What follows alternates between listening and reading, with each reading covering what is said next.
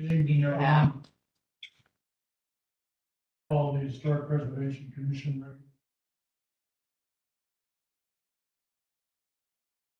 Your mic on? Probably not. Okay.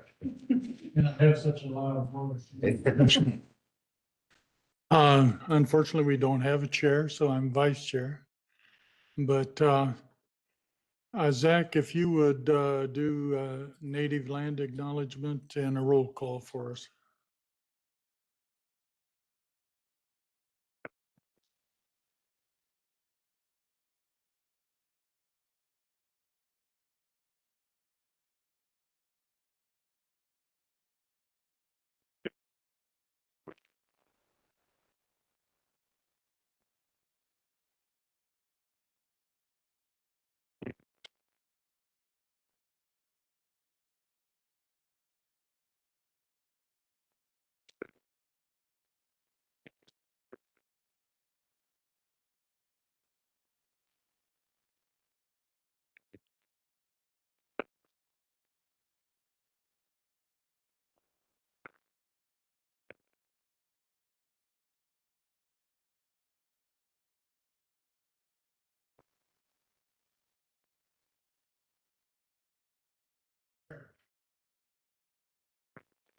Present.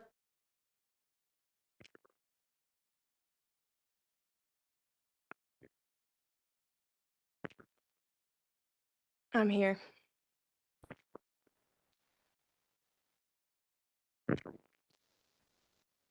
Zach, she said she can't hear you online.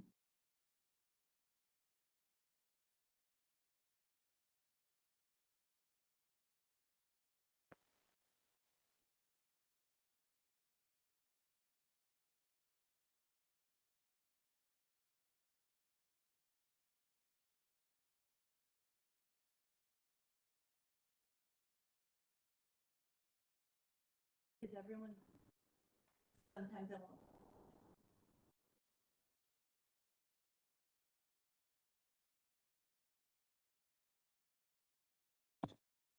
Commissioner Williams.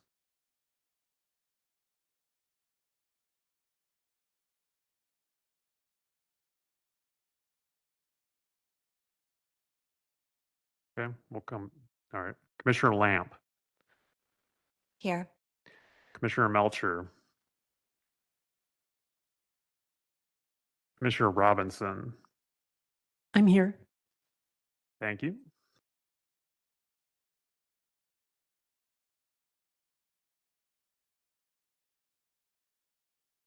All right, get call for audience. Anybody registered to talk? Uh-oh, we got one sliding in.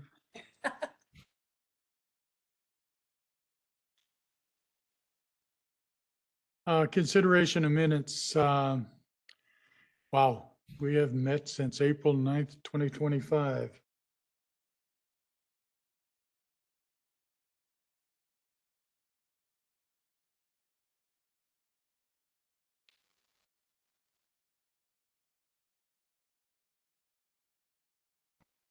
Rob, what do you want to talk on? Sorry, 9A. 9A, okay. 9A is going to be 9B before this is done. Okay.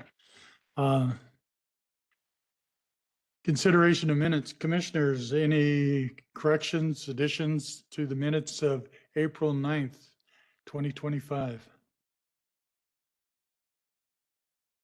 Hearing none, I'll ask for a motion. I motion to approve. Second, Second. all those in favor say aye. Aye. Aye. Thank you. Now the good one, selection of chair. I think by unanimous decision, we've already decided that Mariah is going to be the new chair, but need to do a formal. Are there any self-nominations for chair? Hearing none, I'll call for a recommendation for chair. I recommend Commissioner Justice. Any additional? Hearing none, all those in favor, say aye. Aye. Aye. Good job, Chair. slide on over. Congratulations. Congratulations. Before I turn it over to you, I am gonna shuffle the agenda just a little bit. We're gonna replace 9B with 9A and 9A with 9B. Simply because got people from Tucson and they need to get home at the end of this, so it doesn't need to get a 9 o'clock start on that, so. 6, 7, and 8, there seems to be no agenda items. Update presentations. Then makes the downtown Tempe Historic Core Plan first up. Corky, you gonna start this off? I think all three of them. Corky, John, and Jennifer, if you'd formally introduce yourselves and your subject, I'd appreciate it. Certainly. We've had a slight change to the makeup there, but they'll introduce themselves. I'm not John, but I can play him on TV if needed. That works. My name is Mark Delatorre. I am the Director of Denver Operations for MIG. We're a national planning and design You're firm. his boss. Yeah. National planning and design firm who focuses in downtown spaces around the country. We're really fortunate to be joined by two excellent colleagues here, and I'll let them introduce themselves. Sure. I'm Jennifer Levstick. I'm with Westland Resources, and I will be helping as a historic preservation specialist on this project. Good evening. I'm Corky Poster. I'm an architect and planner and a principal and founder of Poster Myrtle McDonald. We specialize in a variety of things, but most particularly historic preservation, affordable housing, and community development. And we're done several projects with MIG. We're excited to be here. We have a relatively brief presentation for y'all tonight. The focus of it really is getting towards the discussion, though, and understanding from y'all's perspective what this plan needs to do, what some aspirations are, what concerns are, and make sure that we hear from y'all as we embark on the front end of this plan effort together. Do we have the clicker, or am I kind of signaling? Gesture? All right. Is that gesture? Yeah. Agenda tonight, introductions, check. You know who we are. A few more things to go through. We're going to talk about our approach to the overall plan process, give you a brief summary of where we're at. Some of that's coming off of our initial site tour, which we had a few weeks back. Started off at 7 in the morning, 95 degrees, got a little hotter, but we did a great job. We covered all of the downtown core and a lot of the historic properties and a lot of great valuable information on that initial site tour. Then from there, we're starting to distill down some of what the plan goals are going to be as a starting point, and then we'll move into the discussion after that.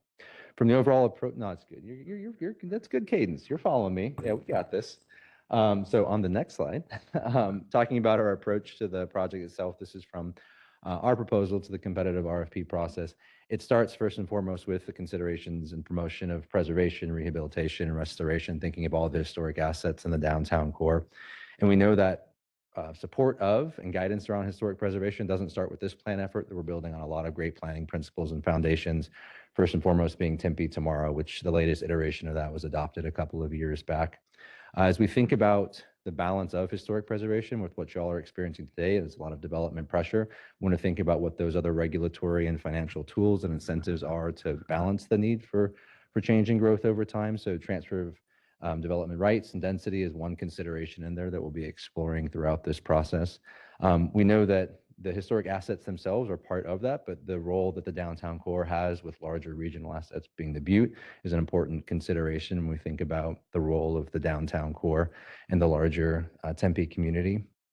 Throughout the process, we involved with Development Review Board, the Historic Preservation Commission, and next slide, working closely with a lot of other great partners, the History Museum, the local Native Nations, and obviously SHPO is part of that overall process. As I mentioned, the downtown core itself, we want to think about not just the assets, but what the role of it is in the larger community, and that's as an educational resource, and that's thinking through some of the considerations in adaptive reuse, such as new innovative uses that bring those buildings forward in time, so that the downtown really is this kind of cultural nexus and this core of a really important place within the larger community. And the last part that it seems a little kind of additive on the other, but the role of public art in that as an expression in the public realm as we think about history and modernity is an important part of that consideration. And one of our public art specialists at MIG will be heavily involved as we move into. And last night we at the Development Review Commission, we were reminded that the pedestrian environment and public open space is an important part of what we're doing. So Yeah. it didn't make the list, but it's made the list in our head. Yeah, certainly. Well said, Corky. Before you go on to that, I just wanted to be clear that our presence here is really to hear from you. We are at the very, very beginning of this process, so we don't have a lot of detail or findings to present to you, but we do want guidance. We want some direction as to what concerns and what issues you think are important for us to pay attention to as we move forward. Corky was my professor 20 years back, and it reminds me of it in presentations sometimes. But actually, a good segue to the next section here. There's 3 major phases to the project. This first part is really getting up and oriented.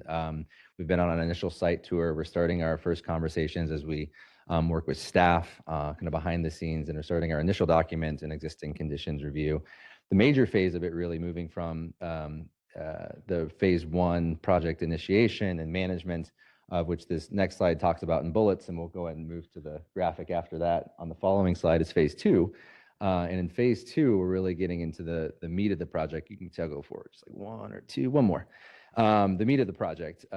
Like any good phasing diagram, this looks slightly chaotic. It's not necessarily sequential, but it does build from each other, different pieces of the puzzle coming together. Y'all can see in the very bottom left-hand corner there, those first 2 commission and board meetings that we're participating in here, both yesterday and today. But coming out of this, we were actually looking more externally and broadly as we engage the broader community, some in facilitated and targeted stakeholder interviews, and then with broader community open houses. We'll have a digital component to that engagement as well to make sure we're providing as many touch points in the And we process. tentatively have that first community meeting scheduled for December 2nd. Yes. Details to follow, but Pencil, not pen yet, but yes, yeah, roughed into the calendars there. And as we move from the kind of initial engagement and existing conditions analyses phases, our final phase, phase 3, coming out of the orientation and getting that input, is really pulling it all together into the plan development phase, which is making sure that the regulatory guidance, the draft plan itself, and subsequent meetings with y'all and council, which we're hoping to have multiple touch points throughout the process, we get that verification of where we're taking our understanding of the analysis forward. Throughout that process, again, still engaging the broader community through continued stakeholder meetings and broader community touch points, with the hope of wrapping up in July of 2026.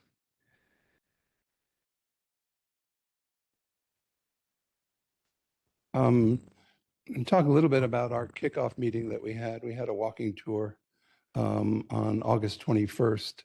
Really very useful. It was led by Zach and Ryan and Shauna, who really walked us through all of the critical issues and all of the perimeter and all the buildings that were important. You can see who was here at that meeting. MIG represented Rick Barrett, Mark was here, and Stephen Davidovos was here as well. From our office, it was me, John Murto, and Lucy Nielsen.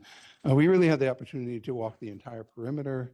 We were there about 2.5 hours, hit about 110 by the time we finished, but we were tough and we got through it. We got toughened up in Tucson. So next slide, please. And we started out with a map of the downtown core and worked our way through. This is an annotated map.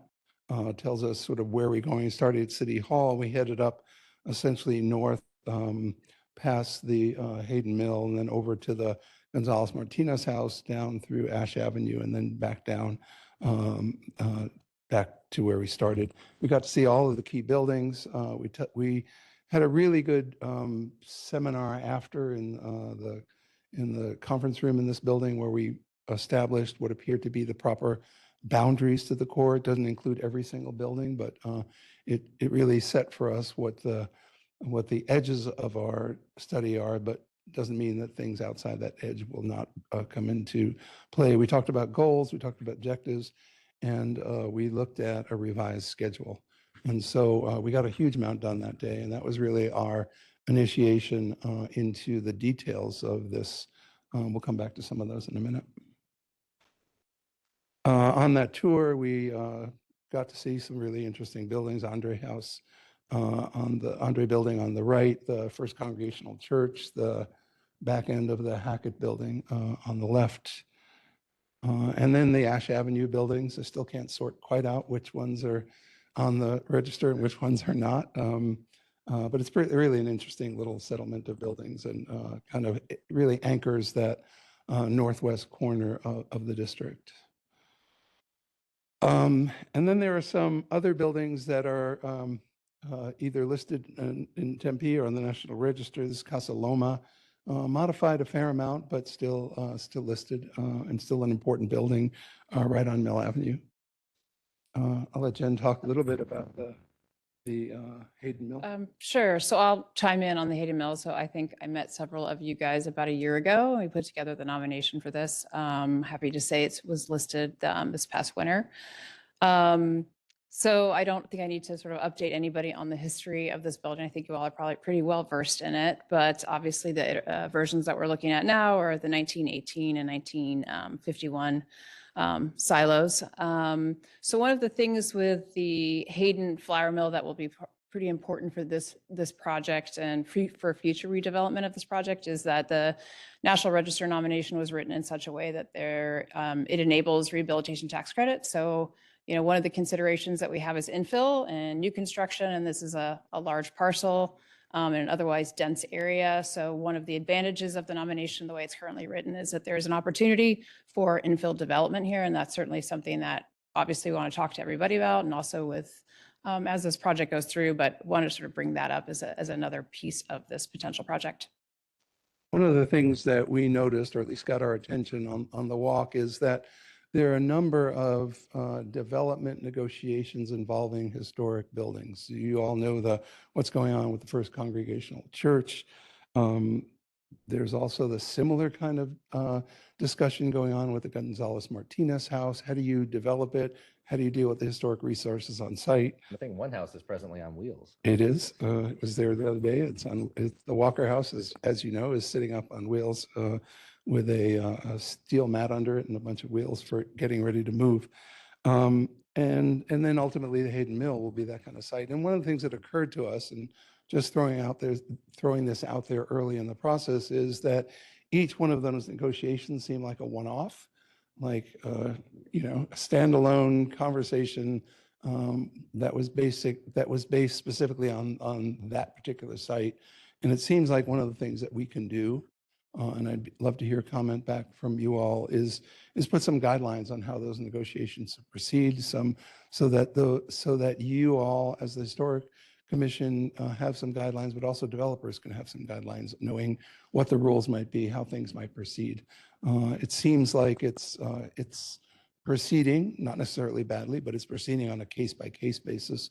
And there might be some fundamental principles that need to guide each one of those decisions. So we'll talk about that later on. Yeah. So as a starting point, taking what we understand the challenges to be, what we're starting to learn from our time on the ground and review of the background documentation, we're going to start orienting our process moving forward. And we've done that to around 5 or so goals. And first and foremost, and the starting point is the celebration of history. That's our starting point here as we think to all these other pressing needs and considerations that the CorQ is getting to. So some of that is through the expansion of protections for historic resources. We know that comes with the need to balance context-sensitive development. That's a goal of a harmonious built environment. If you have historic resources and you have new needs, that context sensitivity is really important. So the guidelines that CorQ is speaking to and how we establish known quantities for developers, so they know going into it what the expectations are from a preservation standpoint or a community standpoint, is we find to be mutually beneficial, because the results of that are these vibrant mixed-use areas, which Mill Avenue largely is to a certain degree. There's a lot of uses that are coming together along this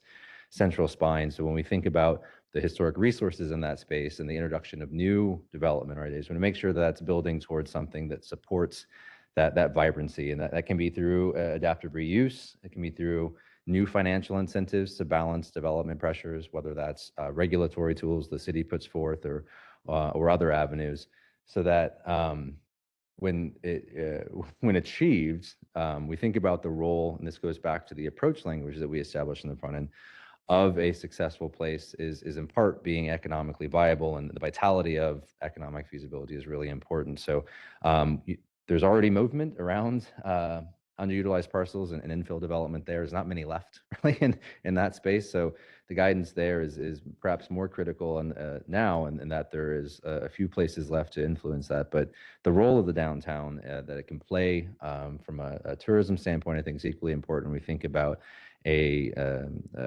region or a sub-region within Tempe that can benefit from the resiliency of all these different aspects working together, whether it's in the balance of density of new developments, the encouragement of educational or historic resources. Lastly, all that comes together, I think, in what the downtown Tempe core is, right? And that identity, that brand, that character, whether you're a student, a parent, a resident, a business owner, that brand, I think, and the experience of the public realm is a large contributing factor to that. The buildings contribute to it. How you get in between buildings, how you walk and experience the spaces is part of that. I want to make sure we're thinking through that throughout the process, as that's the kind of the resulting goal there. The plan area, as Corky noted, I'll just do a quick tee up for the boundary. As this is the first pass that y'all saw the marked up version on the spot as we were thinking through when you define downtown Tempe, and then when you define the core of downtown Tempe, and you do that in a way that is supposed to think to historic assets, new development. You have to set some sort of regulatory boundary so that as we develop recommendations, guidelines, and otherwise, we're aiming it in a certain direction. So our starting point here, and then Corky and Yeah, I just wanted to mention the index on the right in terms of the sort of three categories of historic designation. There are 13 that are in the city of Tempe historic designation. I'm not going to go through that list. I'm sure you knew all of them. There are 5, now 6 on the National Register. We don't have the Hayden Mill on this list, but it's certainly there. And then eligible properties, Casa Loma, Gonzalez Martinez House, Josephine Frankenberger House, and then the Brown Strong House. Not clear to me, I haven't seen those inventory forms, not clear to me whether those are formal determinations of eligibility, whether it was SHPO or local, but we'll dig into those inventories and sort all that out. We had a question last night about the differences between those, but I will not burden you with that, and so we'll be looking carefully. One of our early project tasks is to look at those inventory forms and put them all together into a single report, so we have a comprehensive version of that. Also do another detailed walkthrough, see if anything's been missed, if something's wrong with the inventory. So we're going to sort of clean up that whole diverse set of inventory forms into a single document and put some order into that as we move forward. Jen, other things to? No, actually, I think that we just wanted some clarification on what eligible, who determined what was eligible or recommended what was eligible on the last 4 properties. And you'll note that some of the properties on some of those lists are outside the boundary. That doesn't mean we're going to ignore them. So for example, the Gonzalez Martinez is just off to the northeast corner. Where we are right now is just outside that as well. And some of that was influenced by existing maturity of conversations as to potential either development adjacent to or otherwise. But yeah, all part of the larger consideration. And the next steps piece of it, and we just want to go through the final point of orientation before we really hopefully turn all the talking over to y'all in this. Coming out of this, again, the very front end of the process, we're moving to the external engagement, targeted stakeholder meetings, broader community and engagement, both online and in person. And as Corky noted, really getting into the inventory update and finalizing both the boundary and the analyses of the so what's of the existing condition. So that's kind of compiled and otherwise. But from there, yeah, I think that's really on the presentation side, hopefully, again, done rambling at y'all, but the hope now is as we move forward, right, we have some tasks ahead of us. We want to make sure that we're hitting the points that need to be covered in this process to meet y'all's kind of, again, aspirations, or the things you're concerned about, or the things this plan needs to do from y'all's perspective and purview. And yeah, we're ready to chat. So thanks for your time. We appreciate it. Thank you. If I don't do this correctly or in the right order, please call me out. We're a good test subject. Really appreciate your grace. Since there's no one from the public here to speak on this item, I'll open it up to my fellow commissioners. Questions, comments? Yes, sir. Go through your stakeholders again for me, please. Sure, yeah, certainly. And this is not I can't do it here. This is not a complete list here. We had identified a few of those specific bodies, and that was working with the Native Nations organizations, the Tempe Historic Museum, and SHPO specifically. I think working with staff and with y'all's recommendations, if there's, hey, you need to be talking to these folks or these groups or these organizations, that's one of the things that we'll definitely you'll be listening to tonight. So if there are other folks in that space, and Zach, I'm not sure if there are other ones we've identified internally. Yeah, so we're currently working with MIG to kind of finalize that list, but it would include the Tempe Historic Preservation Foundation, Tempe Chamber of Commerce. There's about, I want to say about eight or 10 entities on that list. We're going to identify individual business owners and property owners and That's right. developers that are in the midst of or thinking about development. We really want to get everyone in the room, not all at once, but one at a time to listen to a variety of perspectives. And as Zach said, we have now a kind of a list that we're trying to boil down and pair up so that we can have appropriate people together in a meeting to get some very straightforward comments. That's kind of where I wanted to get to, is Sure. the private side of things. Sounded like you had the public side of things more than covered. The last two plans that we've put together in the downtown were guided by a project area committee. And that project area committee was actually self-nominated and voted into place and represented all aspects of the residential and business community by quadrant within the downtown. They were the sounding group. Yeah. A lot of the other groups that we're talking about, the more public groups, were peripherally involved with it.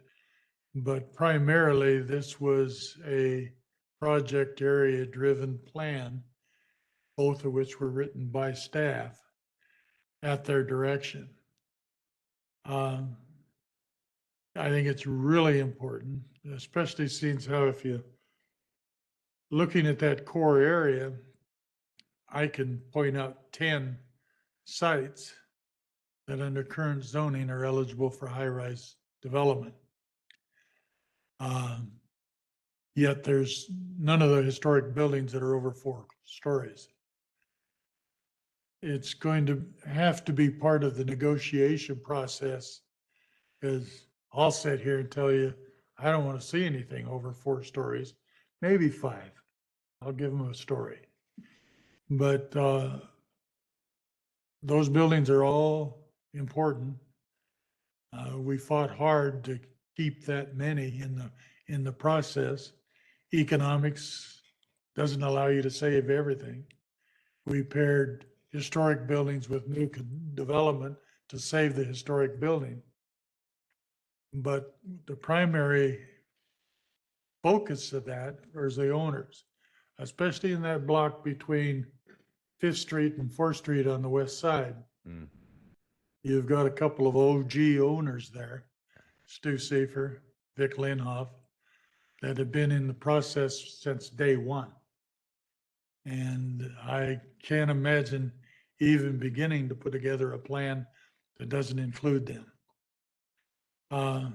So that's my major concern, is that if we don't have all of those important voices at the table, then when it comes time to get the votes out, we're going to have a whole lot of people on the outside, and for that matter, on the inside, that are not going to be in favor of whatever plan we put together, because they weren't directly involved. Yeah, certainly.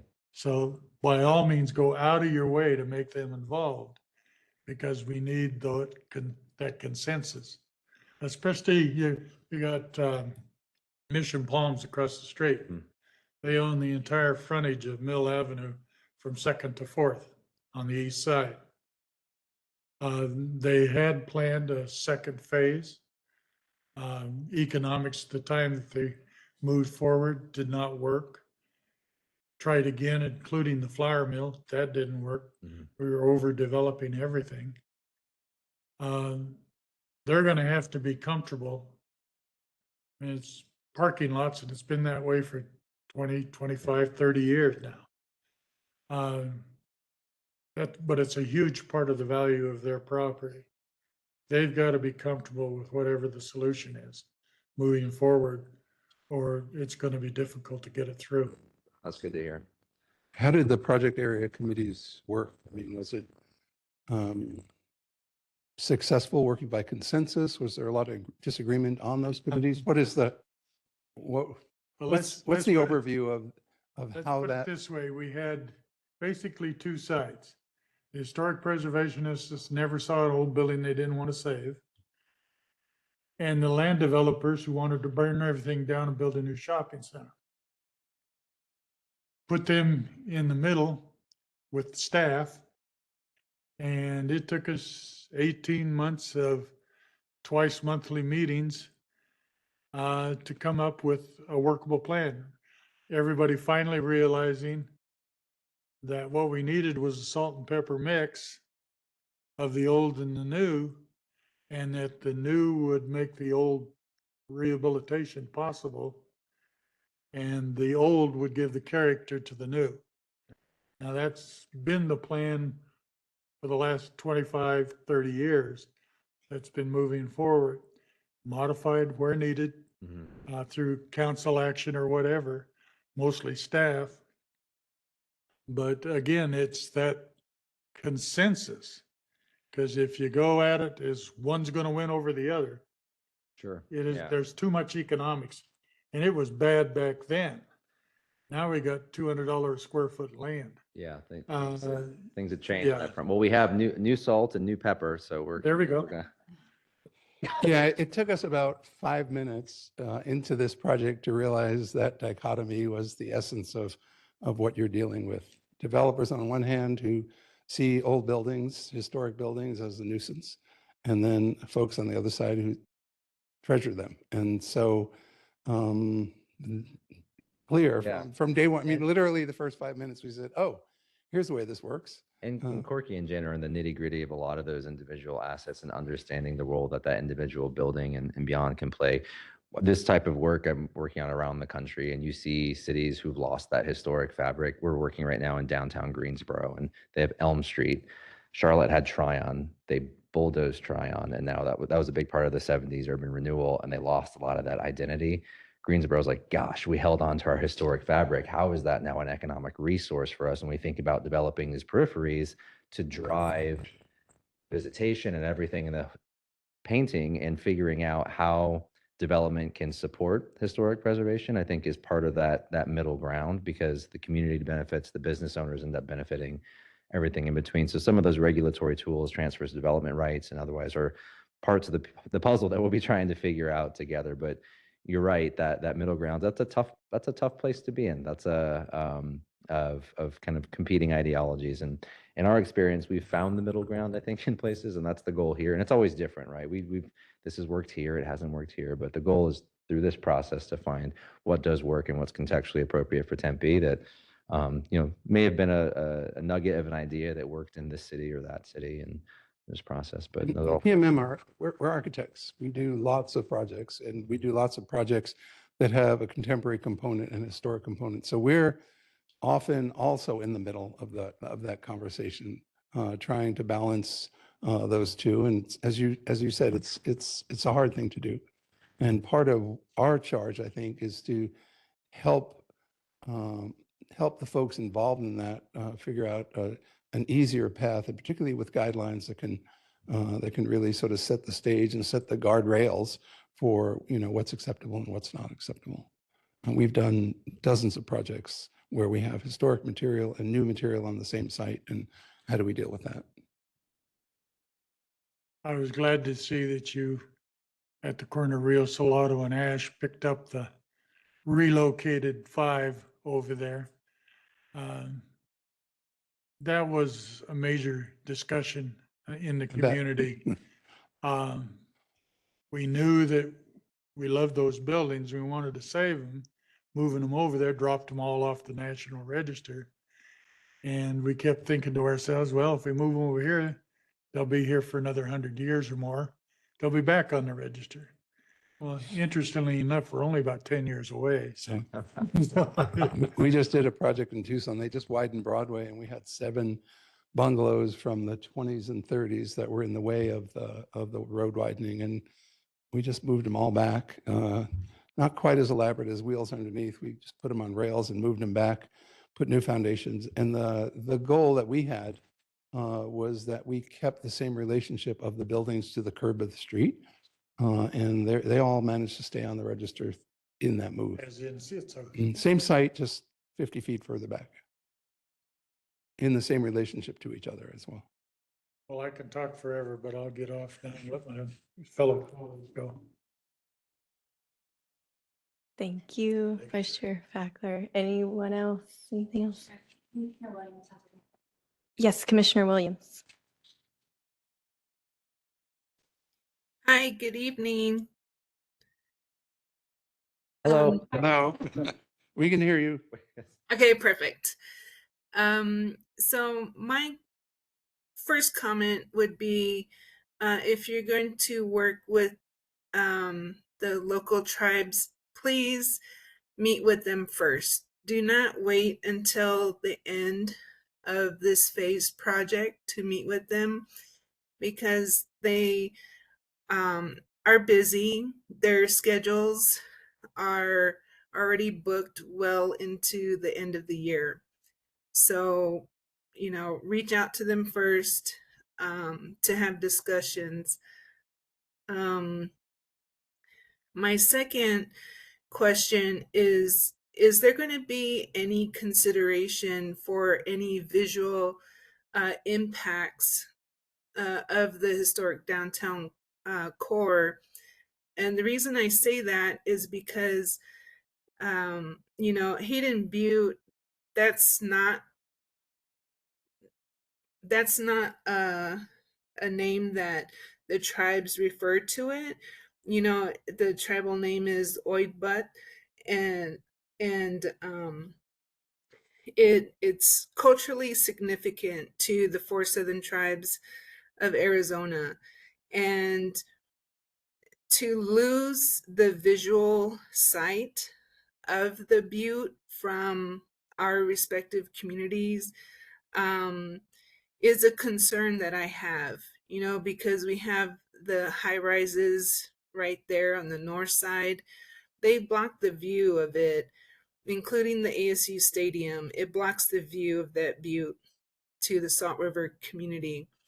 And that's not right. And I would hope that, a visual impact assessment should be addressed, because I agree with Chair Fackler's comments about the high rises. And in my mind, in the future, I cannot see how any of these high rises would be considered, a potential historic building. You know what I mean? Like there's no architectural differences of these high rises. But those are my 2 comment and question. Thank you. Yeah, certainly. We can, I'm not off the top of my head, I don't know that we've specified specifically a visual impact analysis as a deliverable in the process, but we'll work with Zach and Ryan and the team to figure out how we can take that into consideration for the recommendations and regulatory components. Certainly it's within our wheelhouse when we do that on a number of other projects, so we can look into how best to achieve that here. You want to talk about your Native American team? Yeah, certainly. And then just by way of extension, message heard there and Jen as well, but we work extensively with Native and Indigenous peoples around the country. We have a Native Nations studio at MIG, which is comprised of Indigenous peoples who work in our associated fields, and we work closely with them on all of our projects, especially here in the Southwest, where it's very, very pertinent. So yes, heard you loud and clear there, and that's definitely in our purview and scope, and we'll be moving that way moving forward. Thank you, Commissioner Williams. Anyone else? May I speak? Thank you. So could we go back to the plan of the central location where you were highlighting The boundary? Yeah, various sure. historic buildings. Couple more. Yeah, that's one. Yeah, this one. So I'm curious, in your walk around the city, did you find any buildings that are not currently either listed or shown on these particular lists? Not you that jumped thought out at were- us, but that's going to be a very specific task we're going to undertake next. So we were here really as an orientation meeting, not as a discovery meeting. And so next on our list of things to do is to walk very carefully. Jen and I will be doing that together and evaluate each and every one of the buildings in the area Mhm. and see if anyone's have been missed. We'd love if you could point out any us to pay attention to. I think he said he's waiting just as soon as it's out of the hundreds, just as soon as 99 that are back on the ground. Next month, maybe. Yeah, we're scheduled for October and November to do that work. So. Okay, so I guess I'm kind of in the corner of Vice Chair Fackler in that the low elevation of the downtown street of Mel per se, I think is kind of important. And whether or not that's going to be able to be preserved, I guess I'm kind of curious about the overall plan and what the intent of the plan is. And maybe this is a question for Zach and Ryan is what kind of meat will this plan actually have as far as controlling or guiding development of the downtown area, particularly the historic downtown areas? It's a good question. Yeah, I mean, it'll be adopted by, it will have to be adopted by council. So it will be used as a guidance document, for, guiding development, future development, as well as historic preservation in the downtown. So, there's been some discussion about whether, certain things might, there might need to be some additional amendments to city code regarding certain items, but we haven't kind of come to. I mean, we're still in the kind of the planning stages, so we don't know what those would be, if anything. But those are discussions that we'll have as well.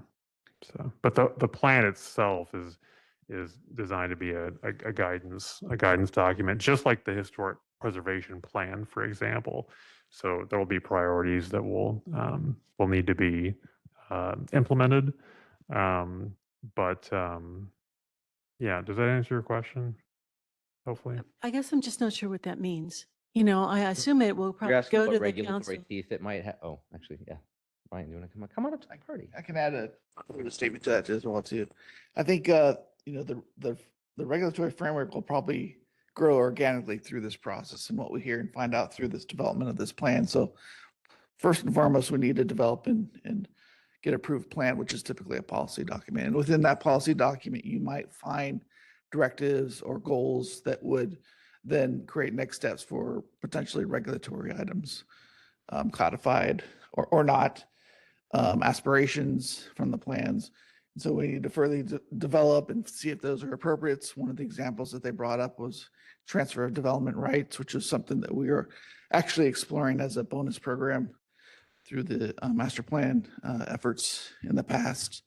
That could be an optional way of saving, preserving historic buildings, but then transferring those density or development rights to a different property that's not historic. So all things to develop and consider.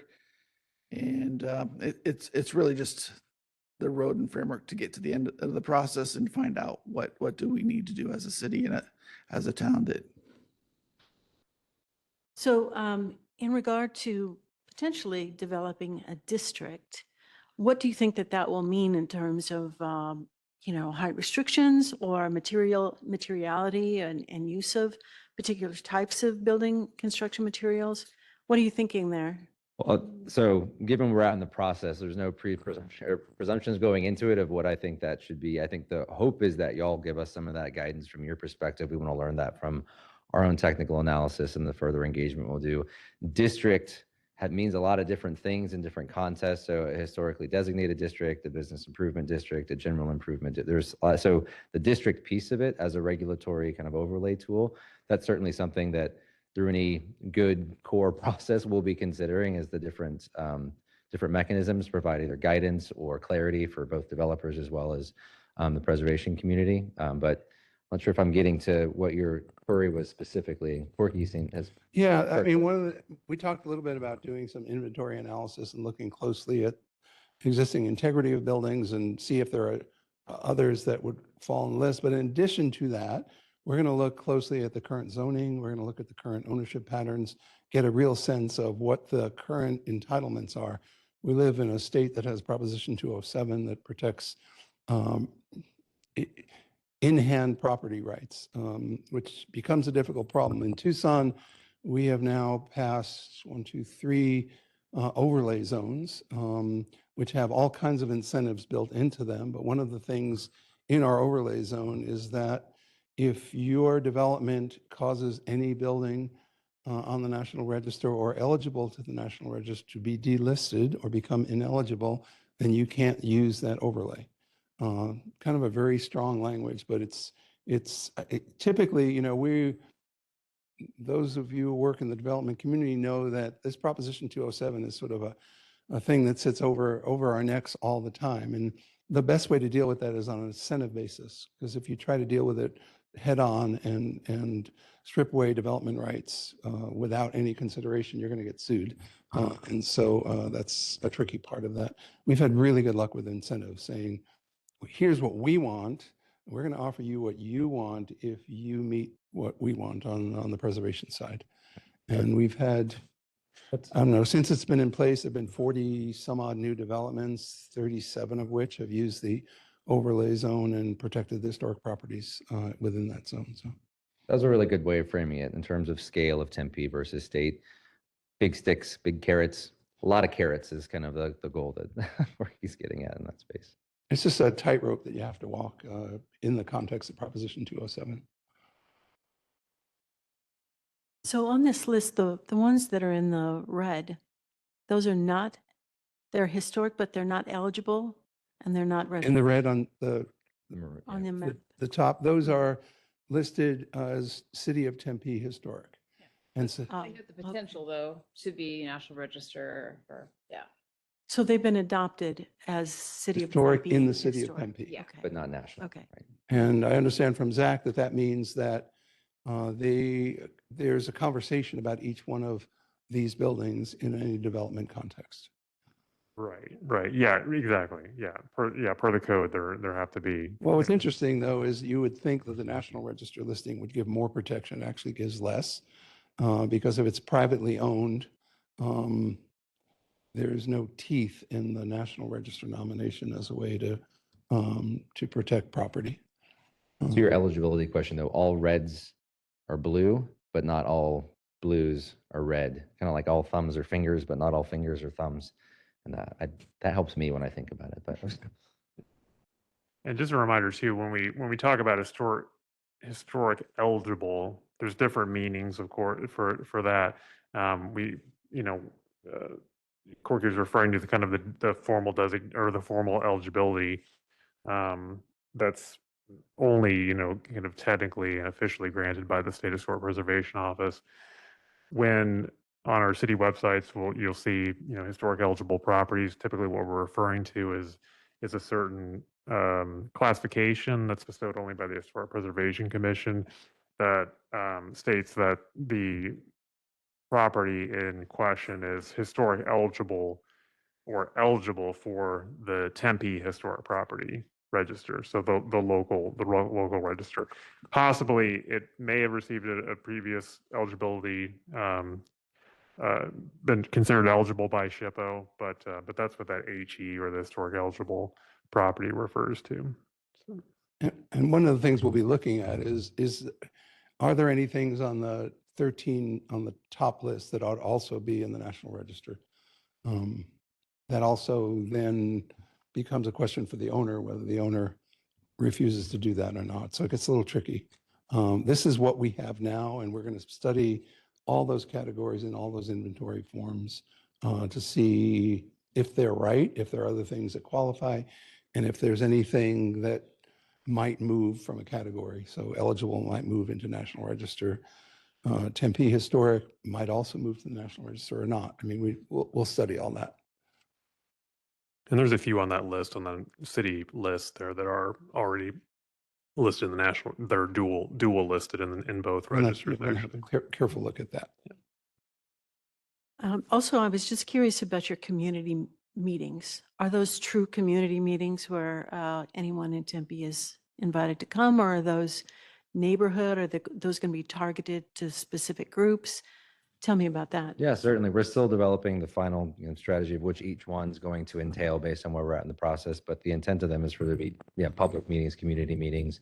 We're working through noticing procedures and policies, which every city is different in terms of what the communications and PIOs have as resources and how those get noticed. But yeah, the intent is that those are open community. Particularly the first meeting in December is going to be noticed through the water bill, but also targeted lists of invitees above and beyond that. So a pretty general mail out for that.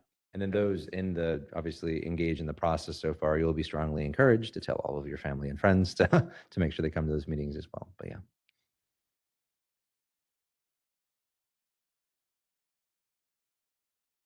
Thank you, Commissioner. Anyone else?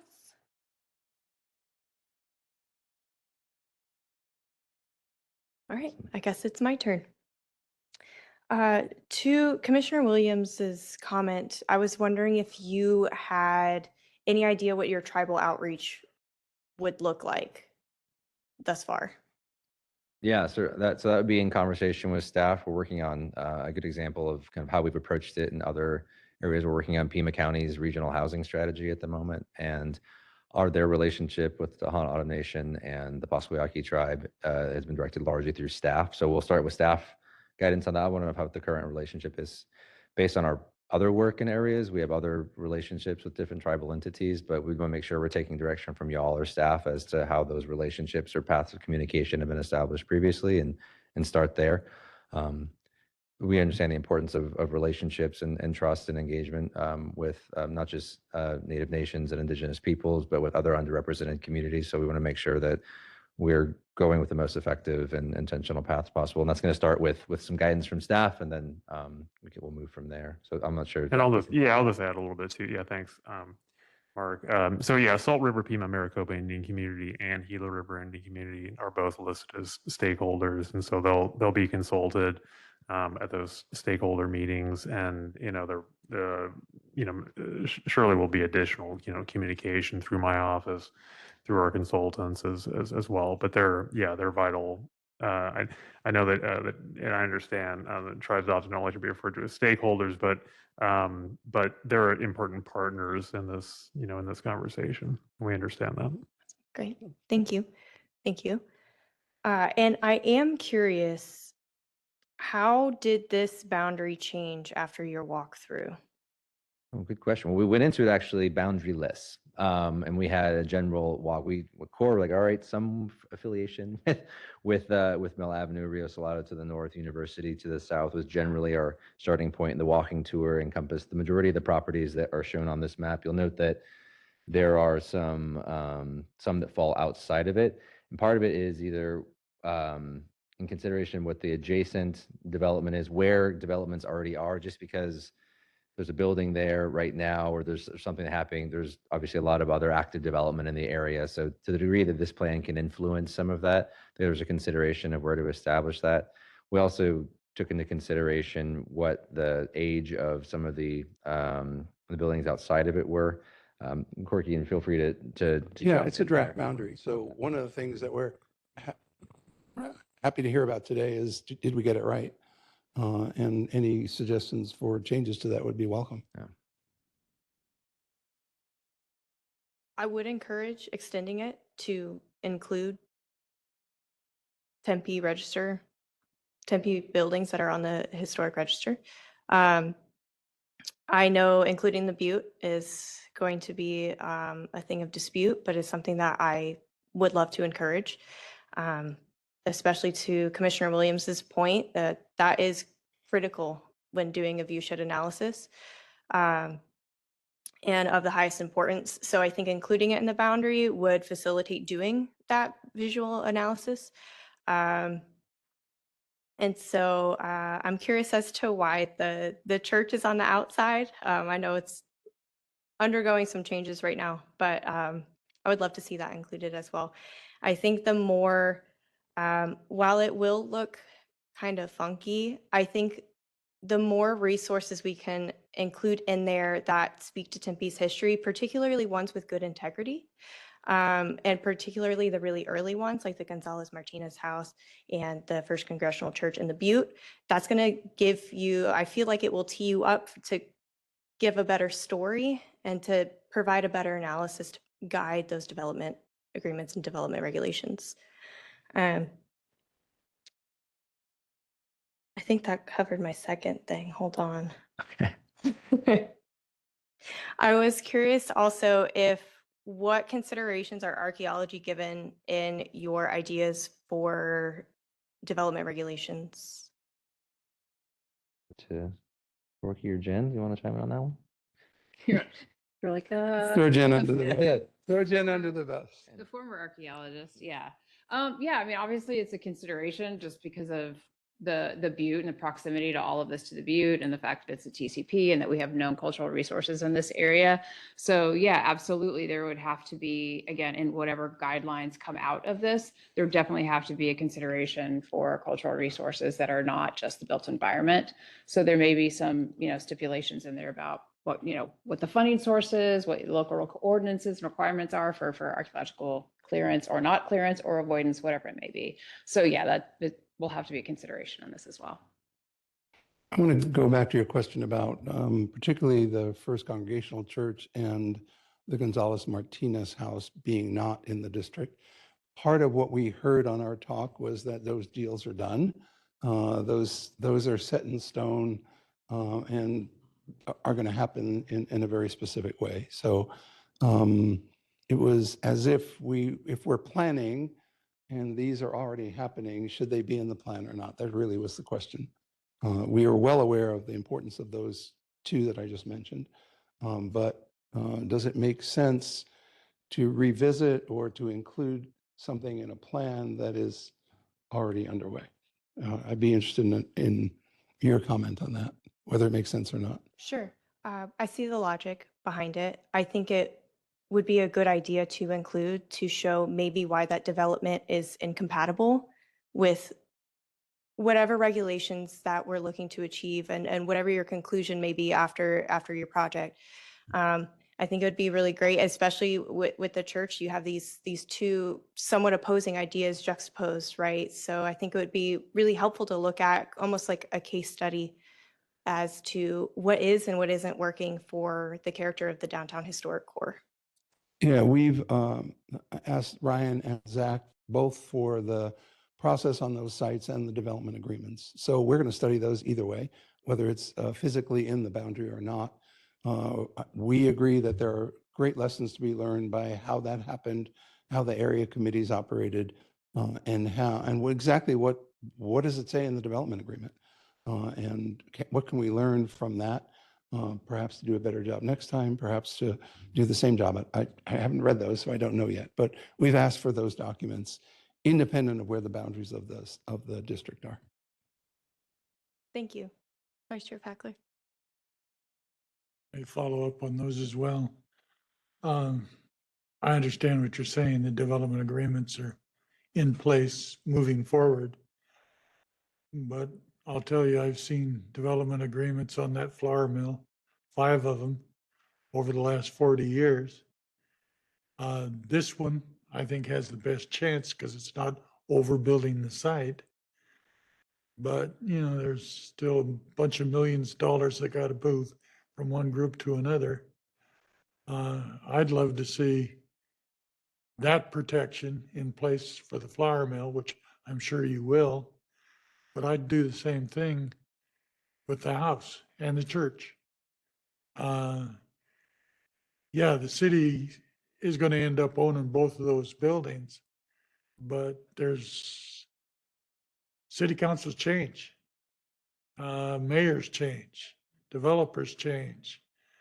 It'd be nice to have some logical thought behind the processes that would guide any change in decisions that are made there. As far as boundary, I think you could probably move from University up to Seventh. I don't know how you would do St. Mary's on an island. And for that matter, the Garfield Goodwin House are not that hard. That's the Harrington Burchett House is number 5 there. I could see if the walker was going to stay in place, you could just run a leg down 7th Street, but we're moving the walker. And ultimately, that may be the fate of the Harrington.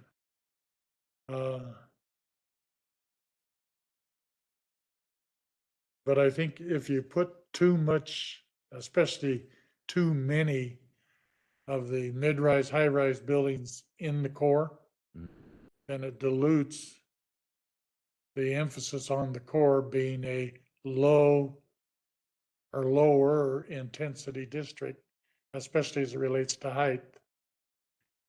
And I think, in my mind, I would wholeheartedly want to see the Butte go in.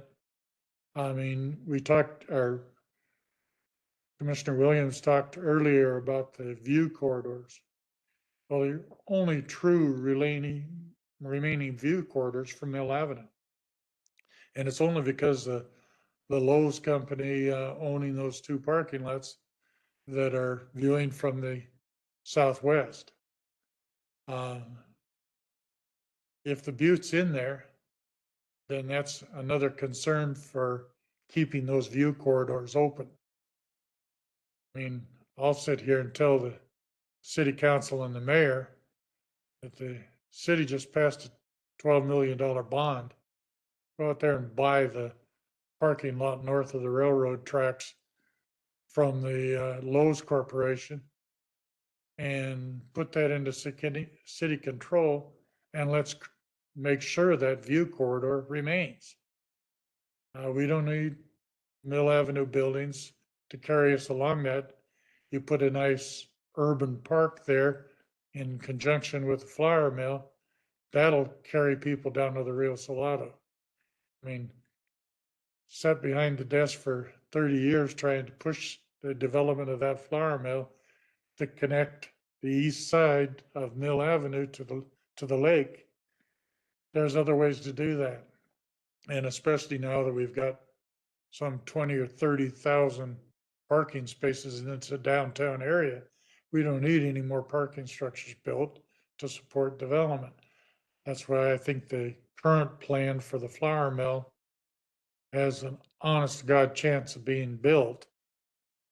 And building out that parking lot to the south as an urban park in support of the Butte and its views, I really think the Butte should be in the district.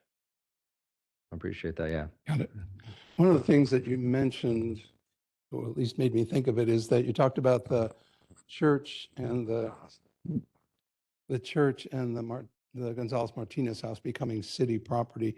One of the things that at least I would argue to pay attention to is once that moves into city ownership, how does it get maintained? I've seen a lot of cases where cities take ownership of historic properties, but their budget doesn't allow them to do proper maintenance on those buildings, and things go south pretty quickly. We're working on several buildings in Tucson that City of Tucson Parks and Recreation owns, but they have no resources for maintenance at all. And so things are, in some cases, falling down just out of neglect. So the issue of maintenance and budget for maintenance in city-owned historic properties is important.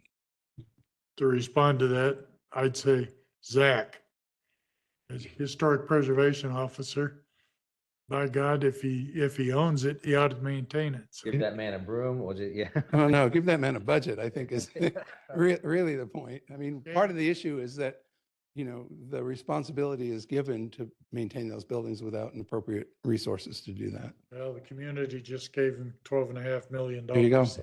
I won't worry about it then. But those are the types of things. I sure do understand what your concerns are. Yeah. But for those types of recommendations, all the backing behind it is certainly part of our consideration as we dig into, if recommended, then got to make sure that it's sustainable in that space, socially, economically. Why my mic's hot. Want to call your attention to two buildings in particular at the corners of, that'd be Fifth Street and what is it, Forest? No, not Forest. God, you think I'd know my streets by now. The two Mountain Bell buildings is right at the corner, adjacent to your line on the west side, one north of Fifth, one south of Fifth. Those buildings, interestingly enough, are over 50 years old.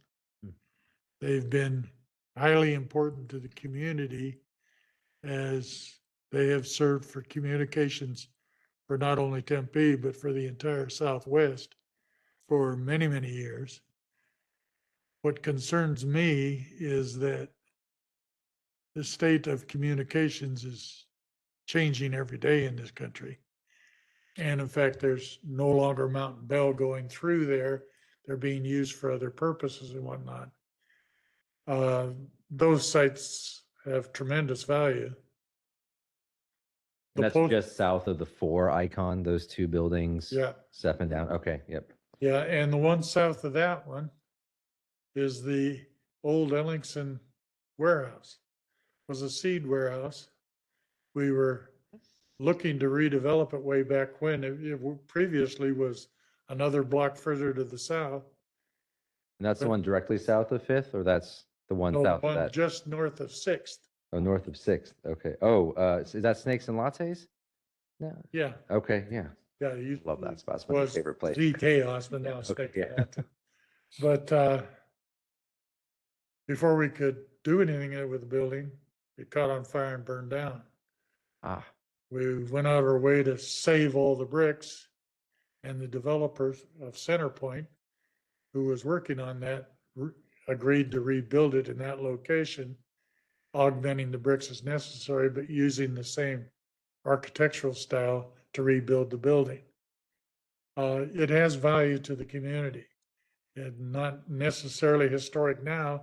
Give it another 20 years and it'll have a historic basis. So those three in particular, I'm concerned about being prime development sites. And too prime. Yeah. You know, if the Mountain Bell buildings came down, another 4, 5-story compatible architectural buildings went there, I wouldn't have a problem with that. But if somebody pops in 2 more 20-story towers on that adjacent to all those historic buildings, no, I'd hate to see that. Okay, I've seen. Sure. Thank you, Vice Chair Fackler. To that point, is a resurvey a part of this project? there was a community survey? A historic resource survey?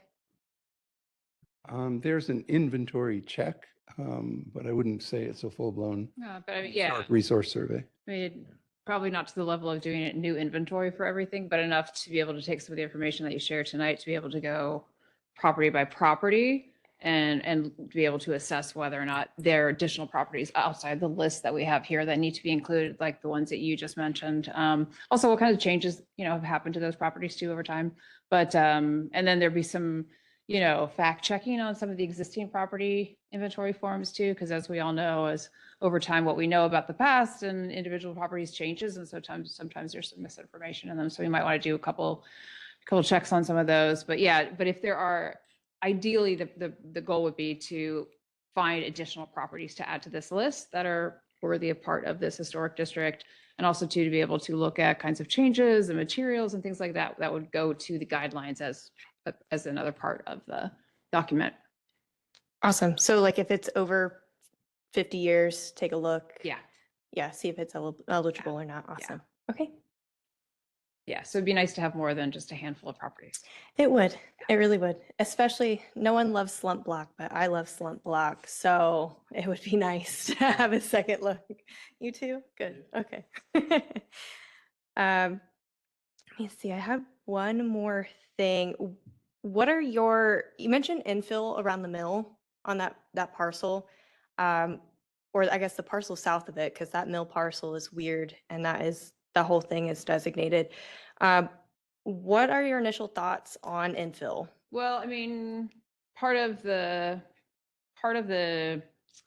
nomination for that was with the idea that in order to make that a viable parcel, again, unless there's, an ideal world, you wouldn't be able to have to put anything else on that property.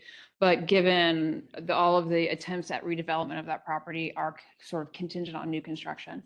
And so we sort of crafted in such a way to show that actually that parcel, the way that we see it today, did not exist or look like that historically, that there was continually properties that came up and got demolished, and and so there's always sort of property or other buildings on that property historically over time.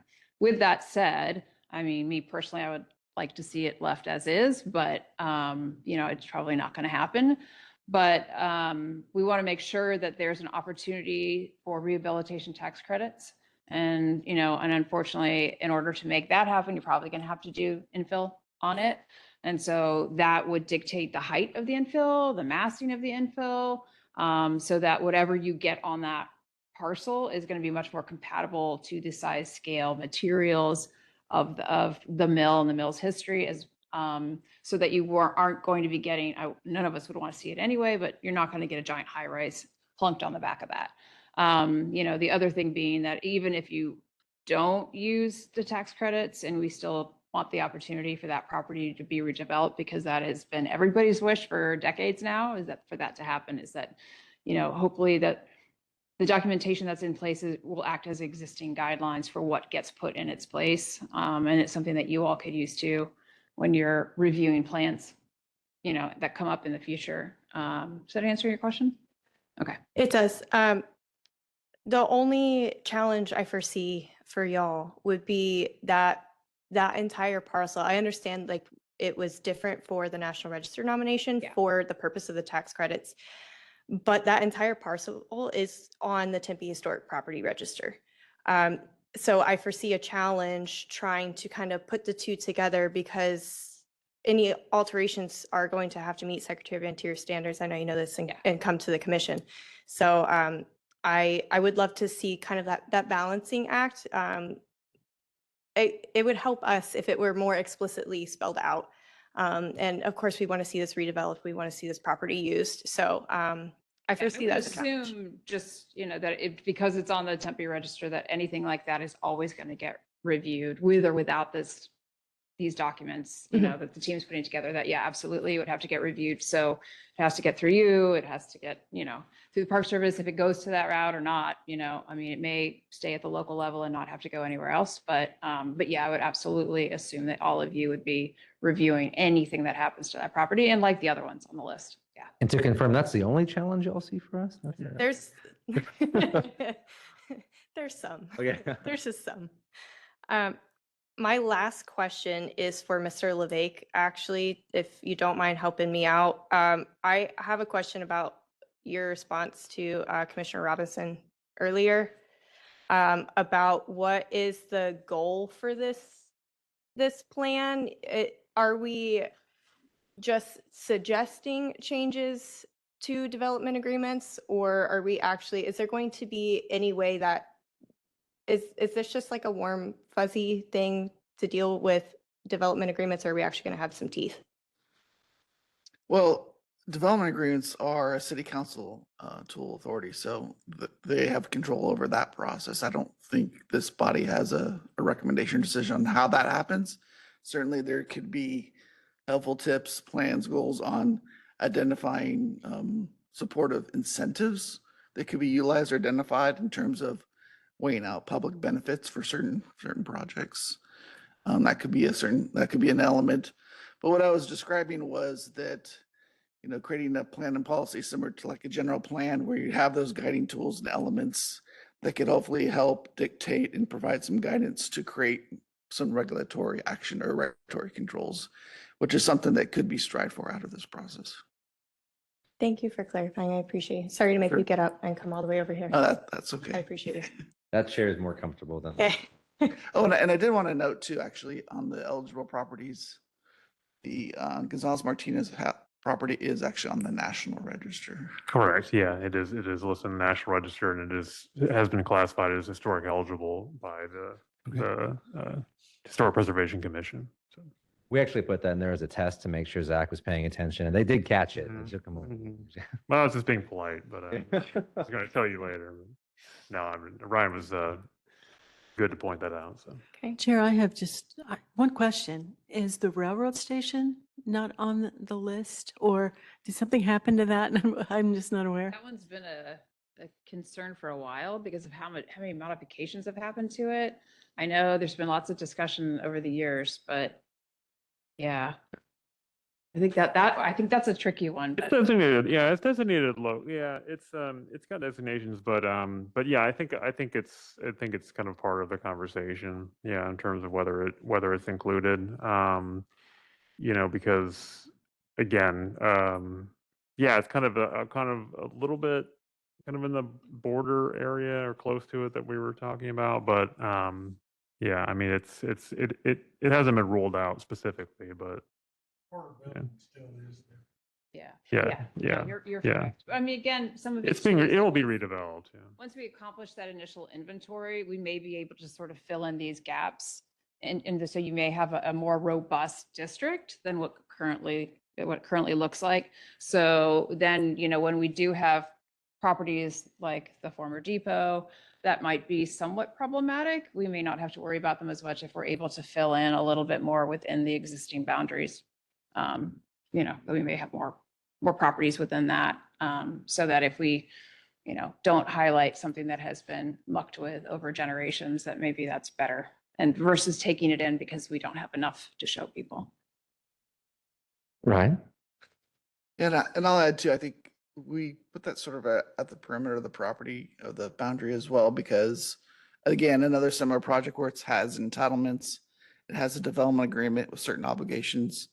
I think the property went to you all as recommendation process and included you in that process. And I think there was a commitment that upon completion and execution of the construction, that then they would designate the property historic as a result of completion of the process. So that's in an entitlement stage, but it hasn't started any construction or actual building permits at this time. So it's a little bit in a state of unknown right now. For a couple of years now. 6 years? Give or take a year. Still active entitlement, still active development agreement. But of course, you've got office component and then a hotel.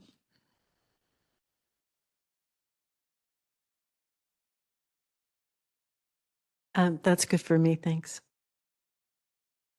All right, and unless there's any final thoughts, that's all the thoughts I have. I really, really appreciate all y'all's hard work on this. We're really excited. We pushed for this really hard, so I'm looking forward to seeing results. Yeah, we'll be back soon. We want to thank Mr. Fackler for taking us out of order. Thank you. Yes, 9B. All right. Thank you all so much. We can go home, maybe still after our bedtime. Appreciate y'all. Have a great rest of your evening. Thank you so much. Thank you all.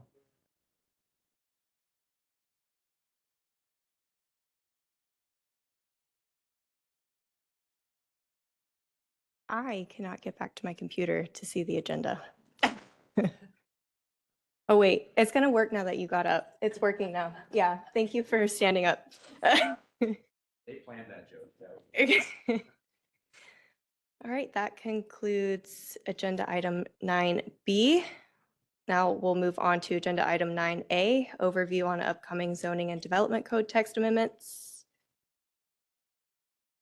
I don't have who's presenting, so you'll have to introduce yourself. That's no problem. Thank you, commissioners. I'm Jacob Payne. I'm a principal planner with the City of Tempe's Community Development Department. I'm here tonight to give you an update on some upcoming changes to our zoning and development code as a result of some new state legislation. These have some implications in the historic preservation realm, so we wanted to share it with this group and get some feedback and discussion. Go ahead, next. So there's going to be two of these that I'll go over. We're running these processes to update our code simultaneously. So the first one that we'll look at, 2721, is relating to the concept of middle housing. So I'll give you an overview of what exactly the state law says now, and then what the city of Tempe is implementing in our ordinances to comply with it. And then a similar rundown of House Bill 2447, which has to do with what types of entitlements that cities and towns in Arizona now have to conduct administratively as opposed to through public hearing processes. So starting with the middle housing, House Bill 2721, this was actually passed in May, that's a typo, of 2024. And what this particular statute does in Arizona is requires that all cities and towns with a population of more than 75,000 allow missing middle housing, as defined duplexes, triplexes, fourplexes, and up to 4 townhomes on 2 sets of properties within their jurisdiction. So the first set of those properties is going to be all lots zoned for single family residential within 1 mile of the jurisdiction's central business district. And I'll show you what they mean by that on a following slide.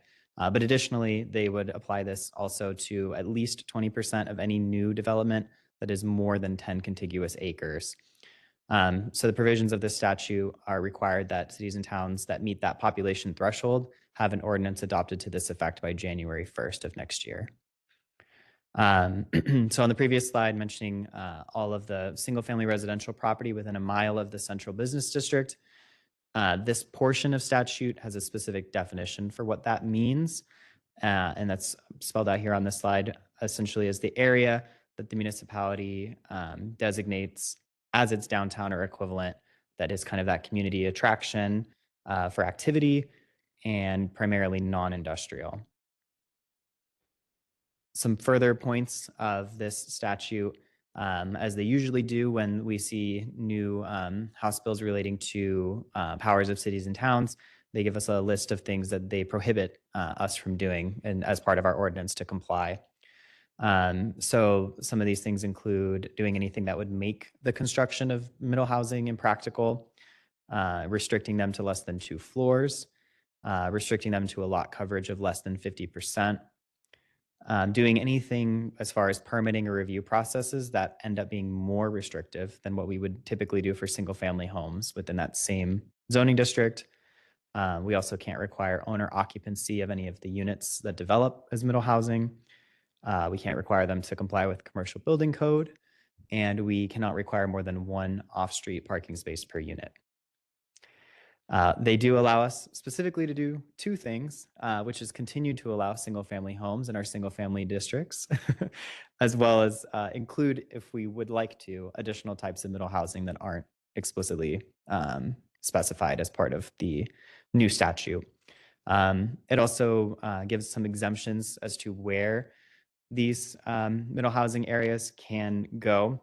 So I've put asterisks next to a couple of them that will affect us as the city of Tempe, but those are things that, like, places where the urban services aren't going to be able to accommodate the additional units, property that's not zoned residentially, and of course those areas that are in the vicinity of an airport where noise sensitivity might be an issue. So in order to comply with this, what we have done in the city of Tempe is we put together an ordinance to adopt what will be a new overlay district. So on this map here, gives you an idea of what properties would fall within that overlay district. So everything in gray that you're seeing are our single family zoned properties within 1 mile of our central business district or our downtown area, minus the airport noise area. So this is affecting 2,020 parcels in the city of Tempe. It's probably a little difficult to see on the map without the color. This is for the ordinance that will be included. That's why it's black and white. But essentially on the western edge there, where the kind of swoop of the radius goes up, that's Priest Drive. On the bottom there is Broadway. And then on that eastern end, you'll see Rural Road. And then that one that looks kind of like the top of where the gray parcels begin is University Drive. There are some single family zone properties north of University that are just outside of the airport noise area that would also be included in this overlay. So in this overlay, the following standards would apply. You would be allowed a single duplex, single triplex, single fourplex, or up to 4 townhomes being individually subdivided and sold per lot. Per state statute, we would be requiring a single on-site parking space per unit. So for a fourplex, that would come out to 4 parking spaces on the site. Height and setbacks are going to be allowed per what the zoning already has. So for the single-family zones, we typically have a height restriction of 30 feet. So since we apply that to single-family homes, statutorily, we're going to have to apply the same restrictions for middle housing. The one that is different is our lot coverage. Since the statute restricts us to doing anything less than 50%, we've set it at 50% for middle housing, which does represent an increase in our usual single-family zone district, R16. That number is normally 45%. The second set of properties that I talked about, those that are greater than 10 contiguous acres, it would be the same overlay district, but the way that it would work is that a development that comes through that wants to do single family and opt into this middle housing would do so at that time and designate up to 20% of their land area towards the development of middle housing, and it would be an option. So processing for how this would work moving forward, a property owner who has an eligible property within the overlay applies for the minor development plan review conducted and approved by city staff. This is our current process that we use for any multifamily development that's 5 units or less. So this is following the same procedure that we currently have. After that, typical process follows for building permits and inspections. The one thing I wanted to point out is that for properties that are designated on the Tempe Historic Register, we can continue to do the things that we would normally see. If they want to demolish the building, we can do the stays of demolitions. If they're looking to modify a designated building to accommodate extra units, we can go through the proper certificate procedures for depending on the scope of whatever the request looks like. Before I get into the second one, I wanted to take a pause and we can talk about this one because I know it's a lot.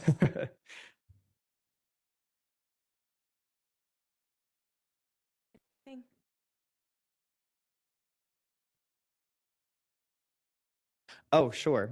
So one thing that I'll note about this particular statute, as I mentioned earlier, it passed last summer. And you'll know that now it's been 1.5 years that we've had this information, that we've been waiting to put together an ordinance. One of the reasons for that is, and notably absent from this particular bill, is the exemption of historic properties. For other housing related bills that we've seen come through the state legislature, they do occasionally put in that clause that exempts historic districts and properties from things like this. So we were waiting to see if an amendment would come through. And in February, there was one put forward by the state legislature that was a House Bill 2719 that would do just that, add a clause to this portion of statute to exempt any locally or nationally designated districts or properties from being required to allow for middle housing if they're in those areas. It was read in the House, the State House, and it was not voted on. So it's dead currently. That doesn't mean that we might not see one at a later legislation for the next session, but just something that I wanted to mention. It was something that we had communicated through our government liaison that we would like to see, as well as other cities and towns in Arizona.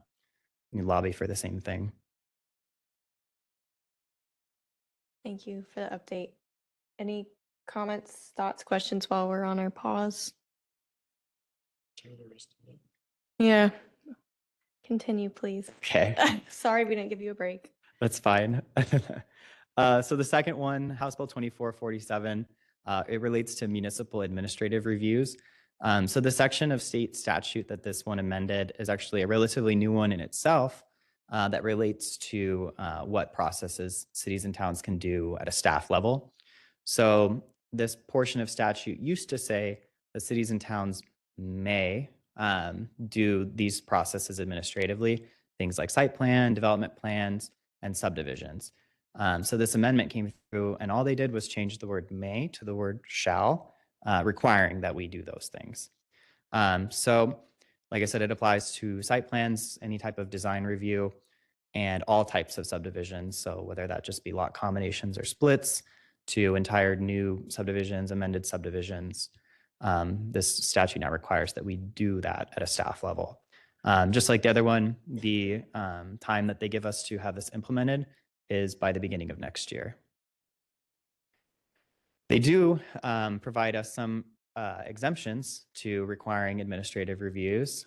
One of these actually came in the form of an amendment later on. House Bill 2928 put in an exemption that clarifies that historic preservation related hearings about design development plans can still go through public hearing processes. So how you are all used to seeing items for certificates of appropriateness that can continue. They've specifically exempted that from being something that has to be done at a staff level. The other one that's pertinent to to Tempe is that we have our joint review commission that hears design-related items on mixed-use educational zoned properties owned by the Board of Regents. So we have an agreement already intergovernmentally with the state that allows that commission to also continue to hear design-related items at public hearing. So what we've done in our zoning code is basically run through all of our chapters and parts and fix up the duties and powers of our boards and commissions so that anything that we now have to make a decision on as a staff is removed from the power of that board or commission. Kind of a detour that we made along the way was updating one of our zoning overlay districts that had some additional requirements about public hearings and design. And then in the final part 6, that's where we go into all of the details about our applications and processes. So of course we went through and updated how those processes operate. So for both of these ordinances, like I said, we're running them in tandem since they both need to be adopted by the beginning of 2026. For the middle housing overlay, since we're processing that as a zoning amendment, it had an extra step in the form of a neighborhood meeting, which we hosted back on August 4th.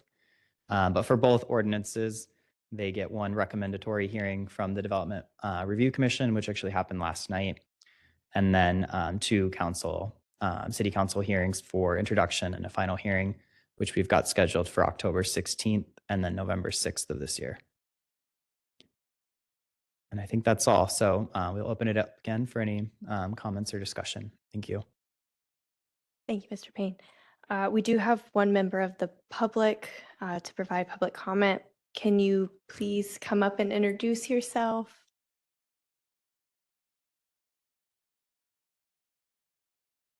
Hello, I'm Rob Moore, Tempe, Arizona, and I'm currently serving as the chair of the Tempe Preservation Foundation. And it goes without saying that there's a lot of concern, not only with our organization, but across the community as to how this will impact our historic neighborhoods. And one of my questions is obviously, and I forget the date, I should have looked, Minneapolis kind of started this snowball in 2018, 2019. But at this point, California too, I think maybe their laws went into effect 5 years ago. I'm kind of curious what we know with those canaries in the mine shaft, the actual impact this has on historical neighborhoods. And if there is a silver lining or how have, in a way, those places that have already seen this application adapted. I'm kind of curious about that. And equally, in terms of the new historical preservation plan, how does that impact what has been set in place? And does anything need to be amended or adjusted along those lines as well? Those are really my 2 general questions. Yeah, I appreciate the question. So yeah, I haven't studied those 2 the locations that Mr. Moore mentioned, so I can't really speak to how those have played out in terms of the overall impact on historic properties. I would imagine that at this point, like I'm still hopeful that there will be an amendment. Of course, they can't be guaranteed at some point to exempt historic districts. There's certainly been more media coverage recently. I don't know if you've seen, particularly on the KGVZ, there's a story about a historic district in in Phoenix, and some pressure by that historic district, regarding this issue. I think that if changes that do occur, I think the impact would not be felt immediately, because obviously, buildings that this doesn't apply to buildings that are being, modified, altered, new additions built on properties. This would really be for, kind of vacant lots, and, properties that would be demolished, and then something rebuilt, on that site. So, and if I'm misspeaking, let me know. But, so, I think that, obviously those processes take time. And so, I think overall, it would have obviously potentially a detrimental impact, particularly to historic districts in the city. But it would be kind of a slow process. So I'm hopeful that process will be, kind of rolled back, perhaps when or exempted when we're talking about historic districts. In terms of the historic preservation plan, and I don't know that there would be any kind of specific things in the historic preservation plan that would be, kind of contrary, to this. But in terms of priorities that we've implemented or plan to implement, I have to look at that more closely.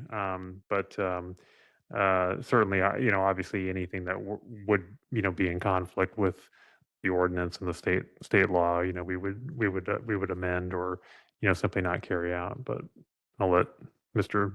Payne continue. Sure. Thank you, Zach. Yeah, just a couple of thoughts, about talking about what this might mean for the future of some of these places, and talking about case studies. I know that, as Rob was talking, this has happened in other states before Arizona. We're a little late on this kind of legislation coming our way. States like California, Colorado, for sure have passed a lot of this preemptive housing type regulation. But an example that we can kind of talk about that's maybe a little bit closer to us that might be a little relevant, if you want to go back to the slide where I've got the map. One thing about the middle housing ordinance is that we're talking about affecting properties that only currently have single family zoning right now. So looking at this gray area, you can kind of see that part of the middle missing, right? No pun intended, of where the gray parcels are. There's kind of that hollow space where we have the Maple Ash neighborhood, portions of Mitchell Park, Wilson Art Garden. And the reason for that is those neighborhoods, some decades ago, were actually rezoned to multifamily designations to accomplish what the intention of the state legislature is setting out to do right now, which is to do the soft density in these areas that are close to urban centers. And you can see that, it's been that way for some time, probably maybe the 70s was when the city endeavored, 60s, maybe even earlier, to get that housing typology. And for certainly it's been effective, and we see duplexes and small multifamily type housing in those neighborhoods, but still, even decades later, retaining a lot of single family homes. So like Zach was kind of talking about, these changes going to be incremental over time is probably what we'll see. The state handing us a lot of mandated tools in relation to housing. So this is just one of them as well. The new provisions for ADUs that the city of Tempe has adopted, also for consideration, of a property owner looking to maybe get rental income, have a place for family to stay. They might look to build a backyard unit before they look to knock down their home and build a fourplex. But having those options to provide it, yeah, we'll have to see how that turns out. But it's incremental change for sure, and these new options, it's going to be up to whatever's the most effective for what a property owner is looking to do as far as either expanding what they own or looking for income on the property. Thank you. And thank you, Mr. Moore, for your comment and your question. I'll open it up to commissioners online if there's any comments. Okay. All right. Commissioners, anything, questions, comments? Sure. Vice Chair Fackler? This is a cluster. And we've got a cluster in that area to the west between Mill Avenue and Priest. A lot of what saved Maple Ash was redevelopment of downtown made those properties so damned expensive that they were saved by the value of the property. Further to the west, that hasn't been the case. I mean, those properties have increased in value, but not exponentially like Maple Ash and the close-in neighborhoods did. What really concerns me is that a large part of those properties are currently investor-owned. Those investors have essentially been holding on to those properties. They knew they were never going to be able to get them rezoned multifamily because of all the additional restrictions that come along with those districts. Now, this is taking away a lot of those restrictions and actually paving the path. I can just see a bunch of them out there licking their chops that say, you know, I've been putting money into this money pit. Now I can tear it down and build a duplex or a fourplex and actually start to gain on my investment. And what you're saying is in those areas, we really have no tools at all. Commissioner Fackler, Vice Chair Fackler. That's correct. So the language of the statute restricts us from doing some really key things to try and combat the issues that you're talking about. So the first one being no owner occupancy restrictions. So we can't say that you have to live in one of the units on the property, which of course makes it challenging when you talk about investor-owned property. So that's kind of the first big one. The second one is, like you were saying, you know, owning a property that's R16, and if somebody had came to us and asked to rezone it to maybe an R2 or R3R, you know, it's likely that, hey, we couldn't support that. And now up to 4 units allowed by right kind of cuts out that process from our ability. But that's the language of the state law, giving us that 1 mile buffer from our downtown. You know, we're using right now our city center zoning to kind of create that boundary of our central business district. But, you know, using our downtown and drawing 1 mile, no matter how you slice it, you're capturing those neighborhoods that you're seeing here. But there's no density requirement on an individual lot other than lot coverage. That's correct. Yeah. The density requirement of the statute is 4 units max, regardless of the lot size. The only thing that we can control is that the lot needs to be a legal lot. So it has to meet our you know, minimum size for a lot. But on a 6,000 square foot lot, you can have up to 4 units. I could get 3,000 square foot print on a 6,000 square foot lot. Yes, that's correct. Setbacks are still the same. Setbacks will be the same. I just see a nightmare of architecture. Bunch of 3-story needle buildings. Wow. Legislature just won't leave us alone. Yeah. So there is a part 2 of middle housing that passed this past legislation, or this past legislator session, that relates to what's called standard plans or pre-approved plans, which is the idea that the city work with designers who draw up, you know, a plan for something, and then we review it, approve it to meeting our building code, and then have it on a library where somebody who owns property in the city can go to our library and say, I want to build that plan on my property. And it, you know, cuts out the part of having to go find an architect to work with and build a design. So there's another bill that becomes effective in kind of a tiered approach where beginning in July next year, all cities and towns are to have a standard plan library of accessory dwelling units and single family homes. And then by January of 2027, standard plans of duplexes and triplexes. So we've got a little bit of a start on the accessory dwelling unit one because we had a program to do exactly that before this new legislature came out. So more to come on how that works. We'll have to see. It's kind of a new thing for us in the city of Tempe. Other cities and towns are probably a little bit more familiar when they've done new master plan communities. A standard plan is a very common thing that, like especially suburban towns would do when they build new neighborhoods. But to your point, Vice Chair, about architecture, we're still trying to figure out what that would mean for us if we have a library of, say, triplexes that people can build in the city, and we end up seeing it in multiple places over and over again. One final question from me. This is districts are being identified by their close proximity to the central commercial district. Are we seeing in these other communities, California's, Colorado's, whoever's, of that restriction going away? All single family comes into play? Vice Chair, it's common for, especially in California, a lot of the legislature about housing does relate to just generally.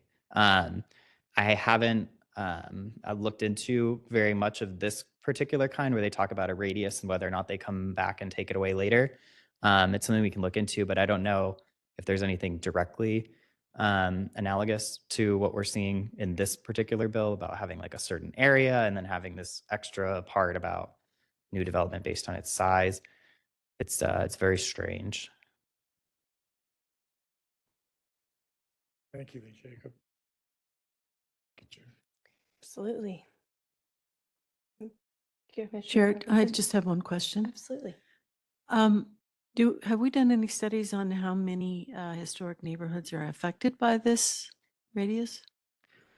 Commissioner Robinson. So there is a single historic district that is within the middle housing overlay that is on the national register, and that is the University Park neighborhood. Beyond that district, there is no other district designated. And I believe also there's no individually listed properties within the overlay, both on the local and the national register, mostly because a lot of those properties currently already have a multifamily zoning designation in the Maple Ash neighborhood. So it's only that one nationally designated district that falls within our middle housing overlay. So I'm kind of curious as to whether or not, let's say there's a homeowner association that says that they want to restrict development in their neighborhood to a particular type of standard plan, say. Is that possible? I mean, are they allowed to do that? For neighborhoods that have an established homeowners association, yes, they can do that through the regulation of their CCNRs. If they have an architectural review committee that approves those kind of things, they would have the judgment to be able to make those determinations. We as the city, as not being the arbiters of those CCNRs, wouldn't make any differentiation, but they would have the ability to do that only if they have an established CCNRs for their HOA. Likely, their CCNRs would prohibit multiple dwelling units on a property. That's not a very uncommon thing for covenants and property restrictions to say. They are allowed, they will be allowed then to restrict development, on properties. Correct, if they have established CCNRs. Okay. Mhm. Okay, thank you. I have a question. Yes, Commissioner. And full disclosure, I live in one of these areas and there's no homeowners association. Definitely not. You're fair game. Yeah, the area to the west of Roosevelt, basically, are houses that are all in the late 50s, early 60s built. And I'm just wondering, there was going to be a inventory of houses that age at some point. And is that still in the works? And what's the timeline of that? So so kind of there was a post-World War II subdivision study done like 25 years ago that took it basically from 1945 to 1960. And so then we were looking to do kind of a post 1960 study, maybe, you know, taking it to 1975 or 1980. Yeah, that is in this. We did get approval to do that from council. It's just the issue is, do we have the funding at this point to complete it? And the answer is no. So we just, yeah, so that will probably just await, you know, additional funding, but I can't say when that will be, because I'll leave it there. We'll just have to see if and when we're able to kind of request additional supplemental funding from council. But it may be a little while. So unless we can secure some outside funding for such a thing.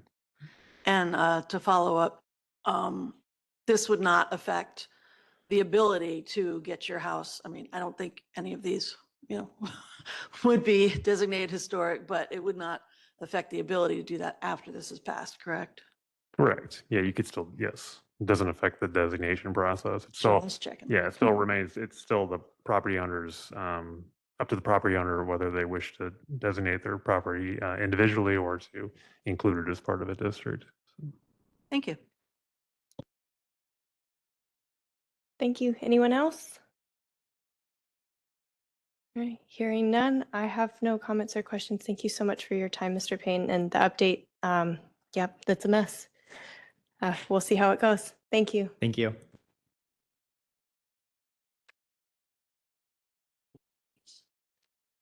That is a mess. All right, chair and staff updates. Dr. Lechner, who goes first? Do I go first? You can go first. Oh, I Chair. have no updates. I just was, Okay. because this is my, yeah, it's my. Well, chair, yeah. chair staff. So yeah, you are first on Okay. that. So yeah. All right, well, I have no updates, so staff updates, please. Okay. All right. Well, very good. I appreciate that. Yeah, the Walker House, which has been mentioned a couple of times during our discussion, located along 7th Avenue. It is being relocated tonight. Not as we speak, but later this evening, into the wee hours, perhaps. But anyway, it is being relocated to its new location over there, which is just west of the City Hall complex, or kind of technically kind of within the City Hall complex. So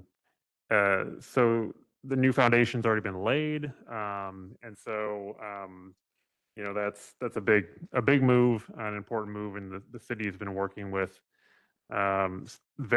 many city staff members, myself included, Mr. Lake, Mr.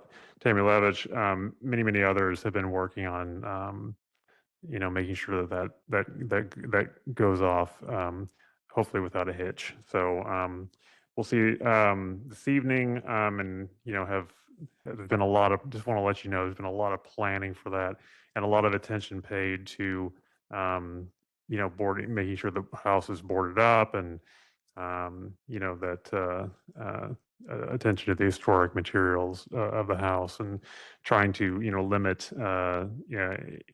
any damage, or, you know, as much damage that may occur over the course of that short move. But we are excited to have that. So that will again be conveyed to the city. So that will become city property. It will be adaptively reused. So you know, there's been, you know, economic development is you know, has not announced, you know, who will be go in there yet. They don't have a client, but we feel pretty confident that will be an attractive location for a local business. And you know, as part of you know, putting that on, it's not just putting the building on its new foundation. You know, we're working to you know, get a historic architect involved, you know, to see what would need to be done to, you know, bring that house back to a kind of a rehabilitated state, because it's you know, it's in very good condition. We had Bob Graham, the historic architect, complete a study on behalf of the city, just kind of a short building condition assessment. And he was, I mean, he was impressed with kind of how good, the building looks after all these years. Now, I mean, there's certain things that are, particularly on the interior, they're going to have to be, perhaps replaced or some improvements made.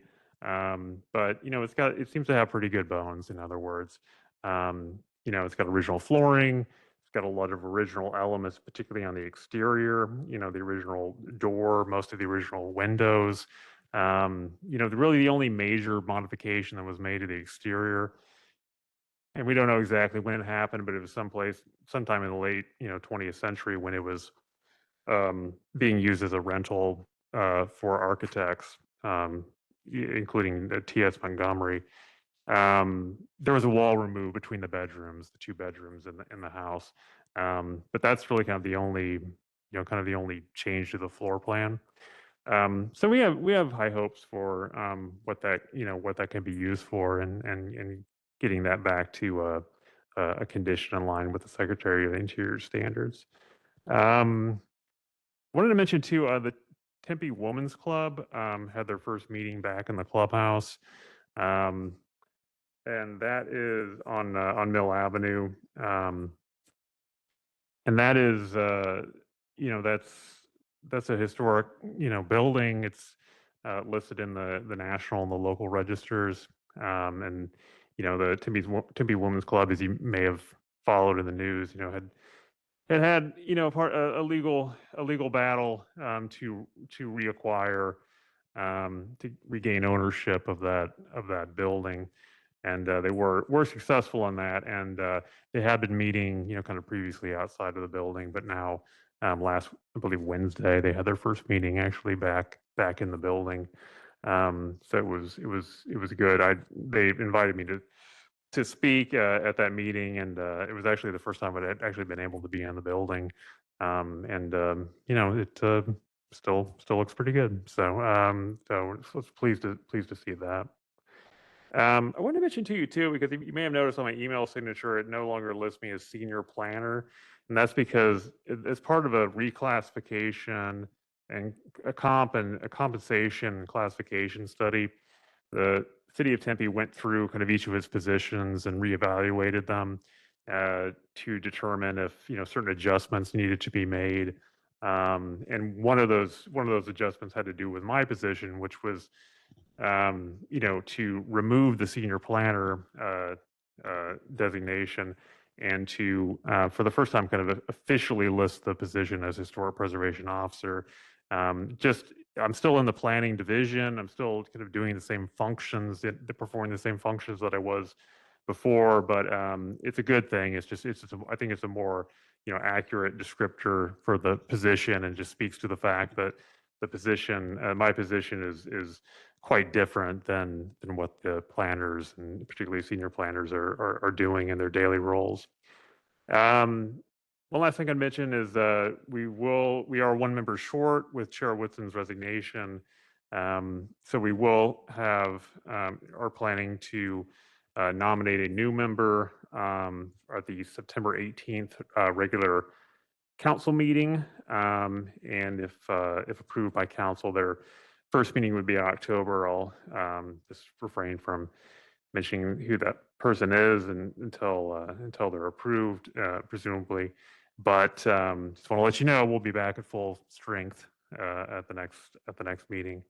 And then one other thing I wanted to do is something that I'd like to start doing at the end of each meeting, and that's just to ask you if you have any items that you would like to have placed on the agenda for the next meeting. And putting you on the spot, but if certainly you should feel free to contact me if you have questions. I will work always with the chair to check with her to see what items she may want to bring and put on the agenda. But I also want to open that up to other commission members as well. So if you have any items for me, feel free to let me know. And otherwise, you can always contact me with those requests. and we'll do our best to put them on the agenda. So any items for now? Right now, Vice Chair Yeah. Fackler. I don't have an item, Okay. but I was wondering, now that we have the bond money, is that tied into the CIP? Mm-hmm. So in order for you to request funding for a particular historic property or in support of a historic property, it has to go through the CIP process and you need to initiate that? Yeah, so it has to, the funding has to be, tied to a specific CIP project. So the request would have to be in line with that CIP project as well. Yeah, it's a good question. Thank you. Commissioner Robinson, did you have an agenda item? No. Okay. Nothing right now. Anyone else? Got then? Okay. Okay, I do have a question for you, Dr. Lechner. Since this building is being moved onto the parcel that you said it's within the boundary, so what happens now, since it's within the boundary? Are we reviewing alterations that are happening to it? What's the process with that? Because I know it's just historic eligible right now, so. Mm-hmm. Yeah, it's a good question. I mean, we'll review it. I mean, it's my intent would be to, and if we need to, what we can talk in planning about if there needs to be some kind of like parcel adjustment or something. But what I gather is that, yeah, it would be technically within that boundary. However, my intention would be, now that it's city property, would be to, at some point soon, before too long, well, I should say soon, kind of after the process of it, kind of being rehabilitated is completed at some point, would be to initiate a designation or a nomination to designate in the local register, to have that kind of officially, to kind of have that historic overlay. So, but anyway, I will tell you, kind of the rehabilitation plan, I mean, that'll certainly be something that we'll want you all to, review and get your input on. So we're not going to, prevent you, keep you out of that process for sure. But it's a good question. Yeah. Thank you. I was curious. Yeah. All right, if there's no other updates, I can. No, that's all. Those are the only ones. All right, I'll adjourn the meeting. It's 8:06, and thank you. Thank you. Thank you. Have